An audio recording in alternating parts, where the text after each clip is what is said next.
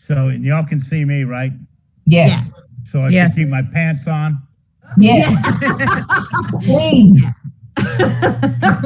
We are live, just so you know.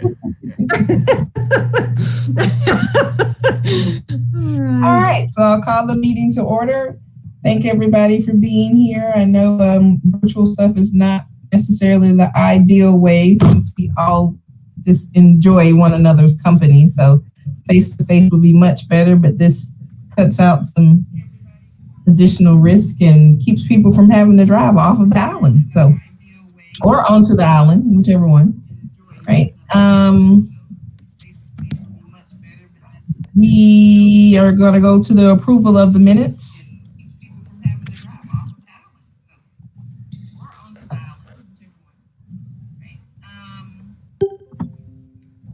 And there was not much there, I don't think, Jerry. No, we didn't really have anything. Like it was just an informational meeting, the last one. Okay. I'll make a motion to approve the minutes. Perfect. I'll second. All in favor, say aye. Aye. Aye. Aye. Aye. Aye. Aye. Okay.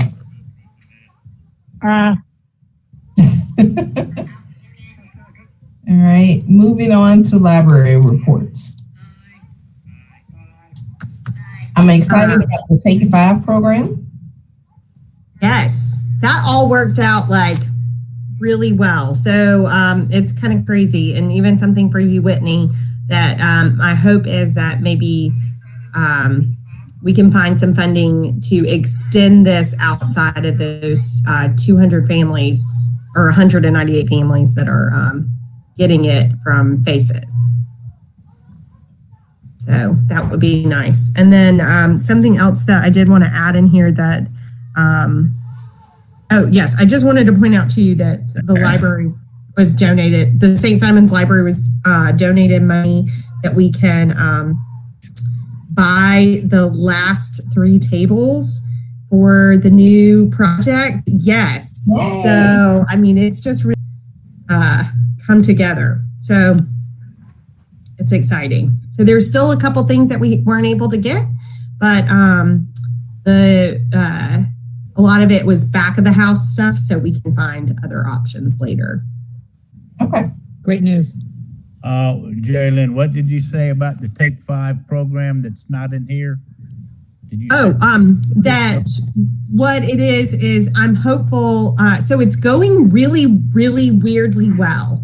And even to the fact that we've already gotten, like week 1, we got back surveys already from the parents. So not all the parents, obviously, but we've gotten we got surveys back.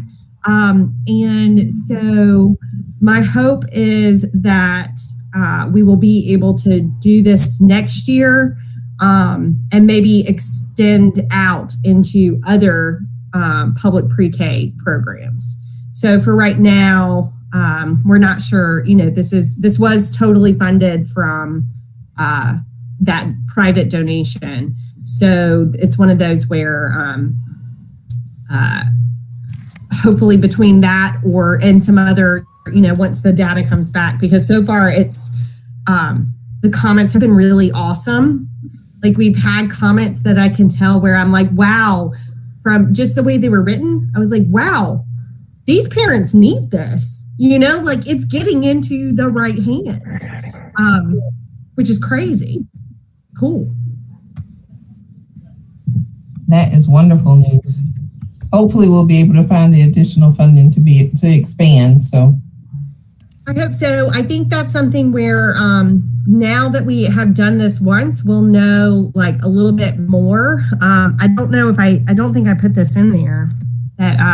So we, in our thrifty ways, we're able to actually only spend half of the money. So we have the money to do this again next year for that group of students.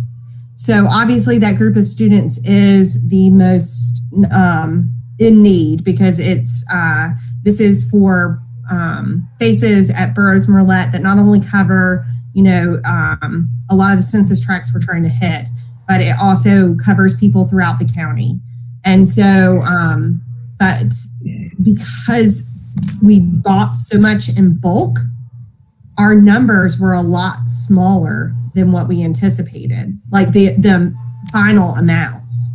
And so it was really cool that we could, that we know we can do this next year for this same set of kids. But for just a little bit more, we can add another school. So it's finding those like more exact numbers and we won't be able to do this until after August of this year, because we'll know our some of our vendors, we know what the pricing will be then. So Jerry, it's Mike. How much more is a little more? How much? Say that again. How much more is a little more? So, like, I would think,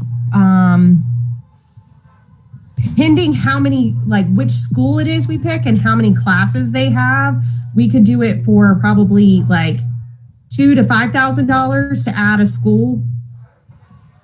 Because for 190 or 200 kits, we spent around $11,000. So could I suggest Goodyear, which has one pre-K class, a full pre-K class of 20 kids? So this year, we did actually add Goodyear. Yes, because the thing is that what happened was Faces ended up we didn't give it to the virtual students. We only gave it to the in-person students because we're relying on the teachers to really do the work in the classroom with it, so that when they get home, the parents, they're excited to show it to the parents, which is, we've also enticed the teachers to not only have it's crazy, not only have I been getting like messages and thanks from the teachers, but we are enticing them with, if the teachers answer the survey 100%, each class at base get 10 books for the classroom. Yes. So that's something where like, that's been kind of also a nice push, which is why I think we're seeing responses and seeing responses in this first week, which, is like we're expecting 30%. That's it. Because that's our typical stuff. But so cost wise, that's where like I think we could do between $2,000 to $5,000 and definitely add another school. I am a little nervous about next year, about what is it that when most likely students will all be in person, or there's a really good chance. Yeah, I know, fingers crossed. There's a really good chance they're all in person. And so what would kids are in? That's something to kind of play the numbers. We're so used to being like, okay, this is what we have, let's go, versus knowing, like, backing it out and being like, okay, this is how much it will cost, because we don't. I think that's Jerry, can you refine that down to a cost per student so that we can see what we're trying to replicate? General cost.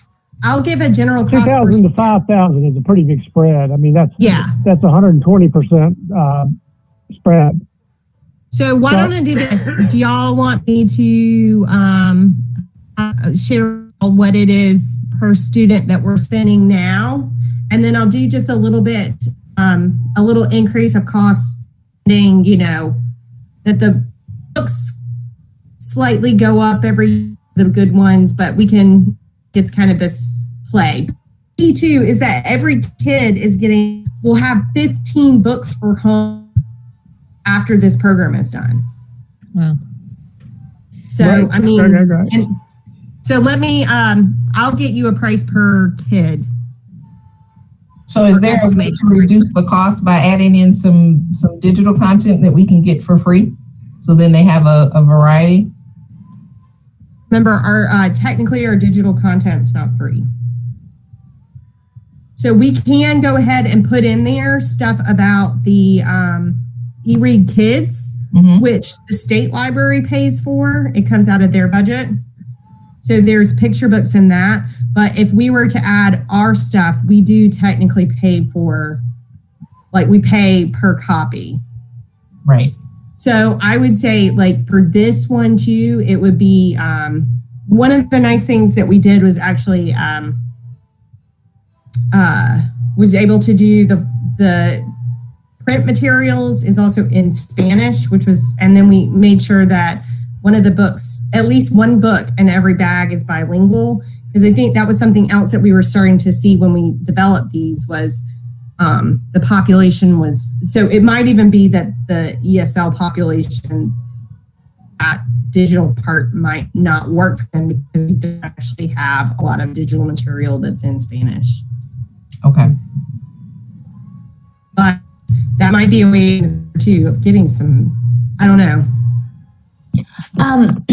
So I know as of right now in January, FACES is down to one virtual class, so roughly 20 kids. So basically that could, you know, I know you talked about not doing it. In the beginning, they had 2 virtual classes. So it's would kind of equal out if you didn't think of Goodyear to still hopefully get enough for next year. If we don't have virtual, you know, all the ifs that go with it, but I'm just thinking of that. That's a great way. Yes, especially when I'll come up with that number of knowing what it is that, because again, we're so used to being like, okay, like when this budget was originally created for the donor, it was, you know, okay, this is an average cost that we went with the entire book, but because of what we did, what I factored in those, each bag has a toy, or like the talking bag has binoculars in it, and you do a spy game with it and talk, you know, vocabulary and all that, which was really, because one of the comments from the parents was about the binocular game. So I was like, I'm using it, heart melts. But the, like, really where we saw the most cost effective, because I mean, you know, when you're talking about buying 200 of those, the cost really comes way down. But that's the part where we don't quite know. But I can still find out what it was we spent per student this time to get a better estimate of what it actually can cost us, knowing that we can play and tweak within the budget. Because yeah, this is something like, also, this is like the epitome of all the early literacy stuff that we've done. And it's so easy. Like, it's not, you know, I mean, of course it's still work, but like, it's not something that's like, I'm like, why, you know, it was kind of like the little bit of COVID style. I'm like, why didn't we do this before? Like, this is where you get it. So. Okay. So can we go ahead and add that breakdown to the agenda? Or Mike, do you want to have a separate meeting to go over that later? No, I don't think we need a separate meeting. I'm just curious on things like this. For example, do we have costs we've incurred this year that basically are sunken costs and we don't have to replicate next year? I'm assuming there's something. So I'd just like to get an idea of what the $2,000 to $5,000 really represents. And I think knowing on a per student basis what the cost is would be helpful, and it'd be useful information to have going forward. Understanding there's going to be some increase every year because some materials are just going to increase in cost, but maybe there are ways to maintain the growth of the cost because we're getting better at what we do as we go, and it won't cost as much the next times around. That's I will say one of the nice things about this was the logo. Ben designed a little logo for it, and so that kind of stuff is already set. So, and it's what you're talking about too, like you know, we know where to trim and where not to, or what's going to get done. So yeah, no, how about I just email that out, and then if y'all have any questions, we can add it to the agenda to discuss. Does that sound good, Tashana? Yes, that works.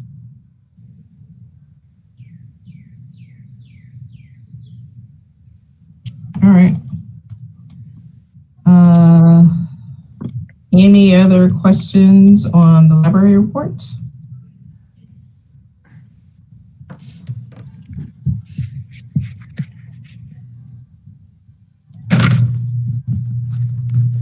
All right, moving on. Do we have any committee reports? I don't think so. No, I know Gloria's still in the data pulling stage for the strategic plan, but there's nothing to report for that. Just that I'll let y'all know that she's still working on it. Okay. We didn't have any old business, so on to new business. We're looking at approving the SSI library closure for the furniture project. Yes. So we finally have all the dates set. Yay! So I am asking that the library start closure on Friday, March 26th. And what that will do is it gives us a day to get out the old furniture. So just like with the Brunswick Library, what we'll do is we actually targeted some different departments for the furniture that we won't be using anymore. Some of the furniture is custom, so it's a little weird, but that will be taken care of that Friday. And then Monday, March 29th through Saturday, April the 3rd is our moving day. So we'll be using Reed's again, who's done, knock on wood, thankfully, all of our moves so well. But staff will move the books on Monday and Tuesday onto the carts. Reed's will come on Wednesday to move all the existing shelving into its new location. Staff will then put the books back on the shelves Thursday and Friday, and then Reed's will come and pick up the carts on Saturday. So it's a little bit much, but this time around, we also have a lot of really great volunteers that are coming. Hesper is working on getting that list all together. And then April 5th through 9th, electrical, we've got a couple things that we need done. Paint, and then that also gives staff time to go through the books as well to make sure that the items were put back correctly, and just do some housekeeping stuff. So April 12th through April 16th will be the installation of the new furniture and the new shelving. And then we should be fine for reopening by or before April 19th. So if something were magically to happen, and say the furniture got installed on April 15th or 16th, and then the shelving was April 17th, we could reopen earlier. Wait, let's go back. April 12th and 13th, we could open up on April 14th. Okay. So, but I do think we'll probably end up with that full week just to make sure that everything is set and ready. So, does anybody have any questions? No, I don't think. At least not. I don't. If there's no questions, I'll make the motion to approve the closing of the St. Simon's Island Library March 26th to April 17th to complete the library furniture project. Perfect. Can I have a second? I'll second it. Second. All right. All in favor, say aye. Aye. Aye. Aye. Aye. If you didn't hear me. Okay. And then we are moving on to the motion to approve the Literary Guild bookstore hours during the closure.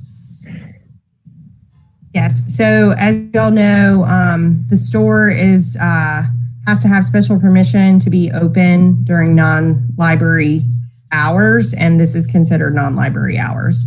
So it would be, they aren't asking for opening anymore. They just want to be open during these 3 weeks.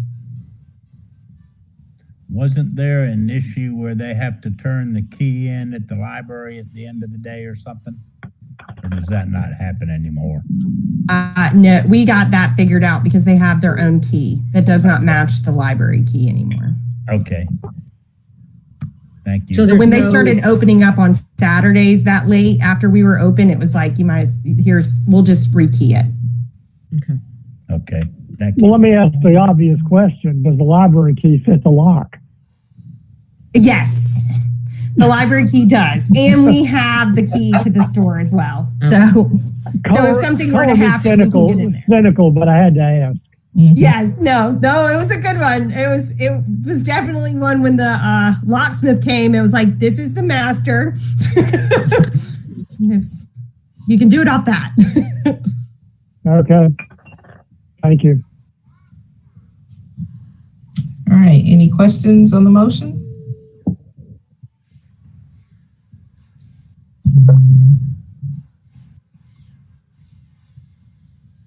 We're on the alternatives. Well, I move that we approve the use and keeping the bookstore open while the St. Simon's Library is closed. May I have a second? Second. All in favor? Aye. Aye. Aye. Jerry, I think that's everybody. Yeah. So also don't forget the next meeting is scheduled for St. Simon's. And actually that would be a really good one to have in person too, because by then the new space should be the new layout, new furniture plan should be done. Sounds good to me. And we can take a little tour. I'll be vaccinated by then and I'll be there. Woohoo! Yay! Congratulations. Yay. I've already been. Well, if you're not there, we'll know why. No, I will be there with super happy and I will be there. All right. We hope you will. Any further discussion or business? Anything that we need to add to the agenda for the next meeting? Okay.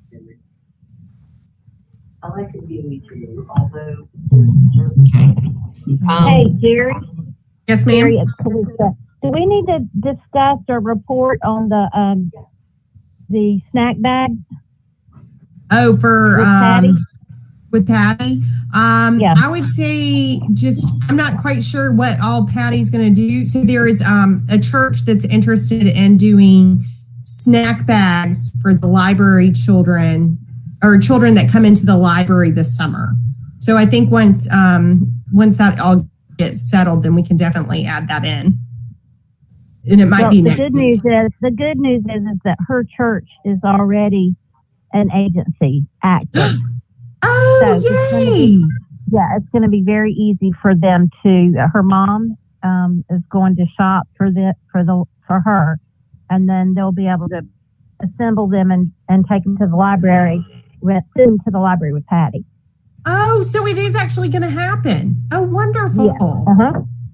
Oh, yay. I hadn't heard that part. Yay. We just spoke this afternoon, so it's all good. Okay, awesome. Yeah, so Patty, who is a library assistant at the Brunswick Library, as from what Calista just said, her church was interested in this. And so we will have snack bags, which are really great because they've been a big hit at the library. It's if a child is hungry or a teen or anybody, we have, the Junior League had given us snack bags where they had gotten snacks from Second Harvest that helped us to give it out. So, which was very helpful. And it's always helpful every summer because every summer children come in of all ages that will stay for a long time, which is wonderful, but they often don't bring lunch. So this gives a chance to eat. Okay. So I think, Jerry, there are a couple of things to put on the agenda for our next meeting. One, to update the info, if we have any by then, about the intern positions that we mentioned previously. Oh yeah, we didn't talk about marketing discussion. I apologize. That's fine. Yes. So Tashana had sent me the information for how to get on as an internship program for that marketing intern that we talked about. And so hopefully, as Tashana said, we can put that back on there to discuss for where we're at. Maybe we'll have one. I hope so. And the more I thought about it, I think that you can probably use it, if at all possible, for 2 positions. And I don't know what kind of staff that would require as far as oversight is concerned. And it may be that it's just one staff member that would be able to supervise both interns if they were on different days or times, because you could also use one for public administration, right? So I think that might be even more feasible. And then there was a question I had about grants, and I just can't remember what it is right now. So let me put some more thought to that, and I'll call you so that we can get that on the next agenda as well. All right. We didn't have a need for an executive session. I don't believe. So if there is nothing further, am I missing anything? No? Okay. Perfect. No, ma'am. Thank you all so much. I appreciate your time. And we will see you all next month. Yay!